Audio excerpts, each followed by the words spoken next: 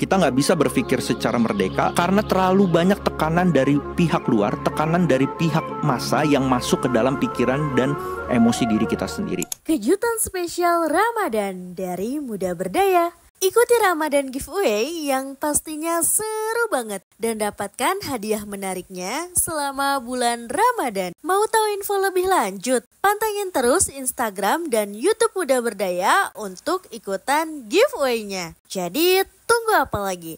Ayo ikutan sekarang dan dapatkan kesempatan memenangkan hadiah-hadiah keren. Jangan lupa follow, like, dan subscribe ya.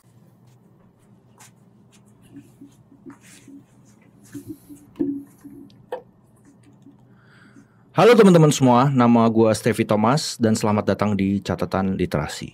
Hari ini tanpa sadar, kita hidup banyak dalam kepalsuan. Apakah yang kita lihat di media, di sosial media itu sesuai dengan fakta dan realitasnya? Apakah itu sesuatu yang jujur? Apakah itu sesuatu yang bohong? Kita pun juga seperti itu. Apakah yang kita perlihatkan atau kita tunjukkan kepada orang lain itu juga sesuai dengan fakta dan realitasnya?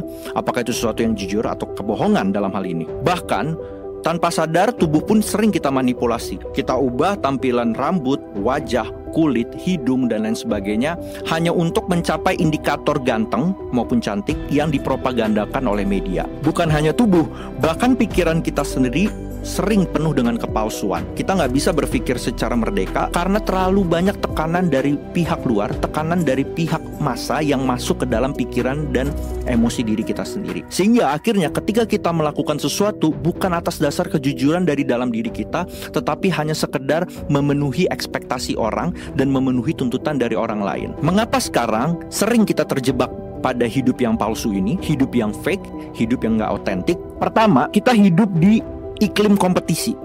Sistem ekonomi, sistem sosial, sistem budaya di era postmodern ini menuntut kita untuk saling berkompetisi satu sama lain. Bahkan hal-hal yang paling sederhana pun kita harus berkompetisi. Untuk mendapatkan udara bersih aja kita sekarang harus berkompetisi.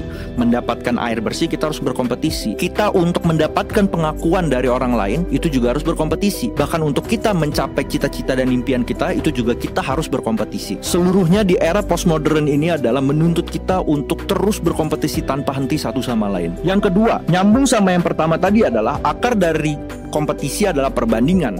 Saat ini kita terus dan gak pernah berhenti untuk membandingkan diri kita dengan orang lain. Pokoknya diri kita harus lebih baik, lebih cantik, lebih ganteng, lebih sukses, lebih bahagia dibandingkan orang lain. Kita terus mengejar kemenangan-kemenangan semu dalam rangka memenangkan kompetisi dengan orang lain, dalam rangka mengejar perbandingan semu dengan orang lain. Pokoknya kita harus lebih dan lebih jika dibandingkan dengan orang lain. Yang ketiga, pengaruh sosial media jelas ada dalam hal ini. Dunia ini mulai tidak sehat ketika muncullah tombol likes, tombol love, dan tombol komen mengiringi keseharian kehidupan kita. Tanpa sadar, akhirnya kita terus mengejar kemenangan semu untuk melihat kenaikan angka-angka tadi. Kita tempuh berbagai cara, bahkan untuk mencapai kemenangan itu kita memalsukan hidup kita sendiri supaya angka-angka likes, love, komen itu menjadi indikator kita lebih sukses dan lebih baik daripada orang lain. Kita kejar semua instan gratifikasi itu dalam rangka memenangkan ego dalam diri kita. Karena ketika angka-angka kita lebih tinggi dibandingkan orang lain, kita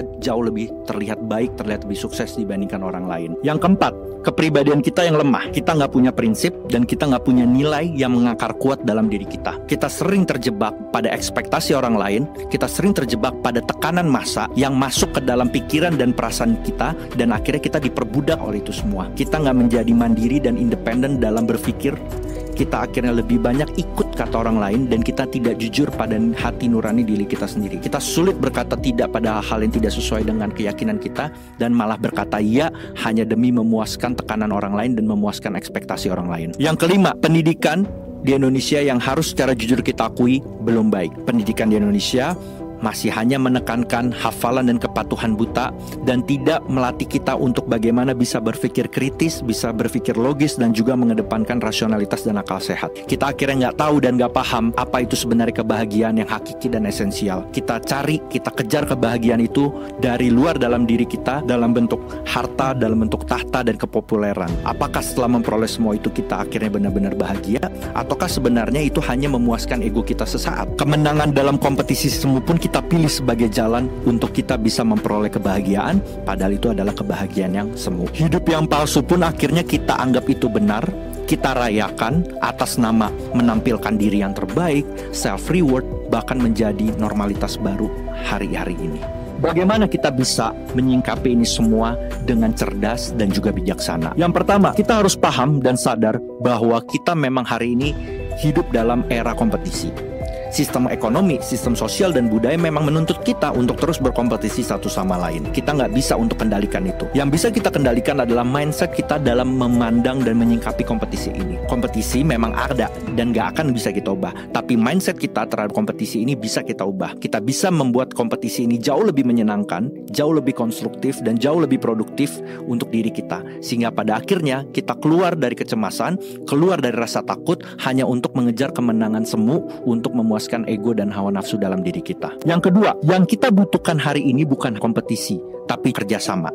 Bagaimana kita bisa bekerja sama dengan berbagai pihak, berbagai orang untuk mencapai tujuan yang hebat. Fakta telah membuktikan bahwa peradaban kita, kebudayaan kita dari zaman dulu hingga sekarang dan nanti akan seterusnya bisa berjalan itu karena kerjasama. Bumi ini juga udah makin tua. Iklim udah berubah, sumber daya makin habis.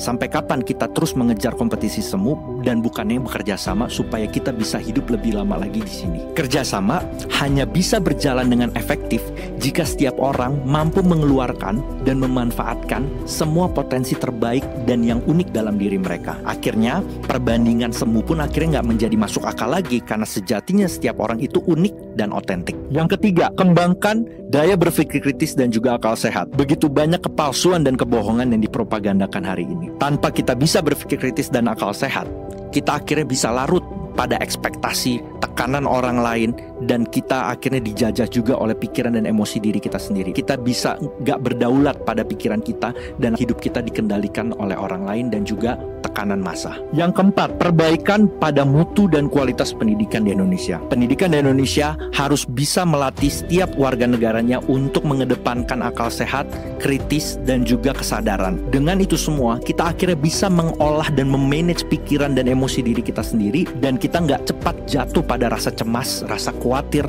stres yang membuat akhirnya isu problem mental health akhirnya menjadi isu yang umum terjadi di era postmodern hari ini. Banyak hal yang di luar kuasa dan kendali kita. Kompetisi akan terus ada, perbandingan akan terus ada, kepalsuan juga tetap akan ada dan nggak akan pernah hilang. Yang bisa kita kendalikan adalah pikiran dan emosi diri kita sendiri. Kita perlu mempunyai prinsip dan nilai yang kita anut tanpa perlu hidup kita terus dikendalikan pada ekspektasi orang lain, tekanan orang lain yang akhirnya itu menjajah pikiran dan emosi diri kita sendiri. Pastikan kita juga harus bisa belajar untuk bertumbuh bersama, berdaulat secara pikiran, merdeka secara pikiran, dan kita bisa mengambil keputusan atas dasar kejujuran dalam diri kita tanpa tekanan dan juga intervensi dari pihak kemanapun. Apakah kamu mau hidup jujur, asli, dan otentik, ataukah kamu mau hidup dalam kepalsuan dan juga kebohongan? Pilihan ada di tangan kalian. Kalian yang memutuskan, kalian yang berdaulat atas diri kalian. Saya Steffi Thomas, sampai jumpa di catatan literasi berikutnya.